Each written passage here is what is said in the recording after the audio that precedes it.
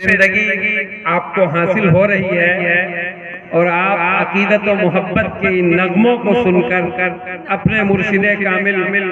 حضرت امیر شریعت حضرت مولانا سید شاہ محمد ولی رحمانی صاحب رحمت اللہ علیہ رحمت واسعہ آپ محظوظ ہو رہے ہیں۔ یقیناً یہ پورا گاؤں گڑھیا ان کی مرہون منت ہے اور اس پورے گاؤں پر ان کا احسان ہے۔ ایسے سینکڑوں ہزاروں لاکھوں گاؤں ہیں جس گاؤں میں ان کے فیوز و برکات کے ذرات چمک رہے ہیں، لیکن دوستو احساس نہیں، درد نہیں، دل نہیں تجھ کو معلوم، غم و درد کی منزل نہیں تجھ کو، دل ہو تو محبت کا تماشا نظر آئے، ذرے میں بھی خورشید کا جلوہ نظر آئے۔ آپ تشریف رکھیے گا،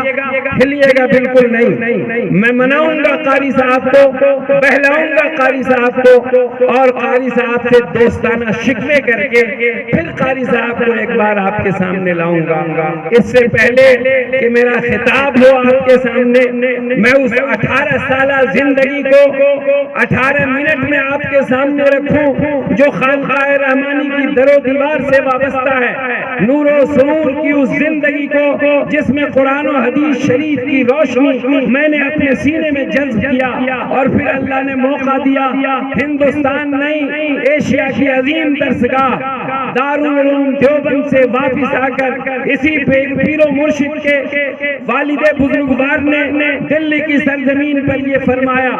کہ مولی متین جامع رحمانی کے مدرس بن جائیں تو کیسا رہے گا، اور پھر اللہ نے وہ موقع دیا، نہ کسی مدرسہ میں پڑھے کبھی، نہ وہ جامعہ میں گئے کہیں، مگر اس پہ ان کا یہ حال تھا کہ روح القدس کے ہم نشین وہ حضرت امیر شریعت حضرت مولانا سید شاہ منت اللہ رحمانی رحمت اللہ علیہ، جنہوں نے اپنی دعاؤں سے نوازا، اور میں دلی سے جامع رحمانی خانقاہ منگیر آ گیا۔ خیر وہ داستان آپ کو سناؤں گا، آپ ہلیے گا نہیں۔ اس سے پہلے کہ آپ کے سامنے کچھ بات کی جائے، جناب حضرت مفتی سمید اظہر نے اظہار فرمایا ہے کہ اس بارونق پرونق اور اس مبارک متبرک مجلس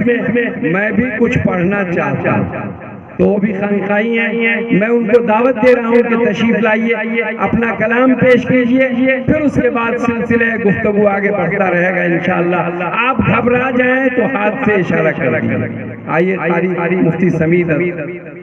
جزاک اللہ۔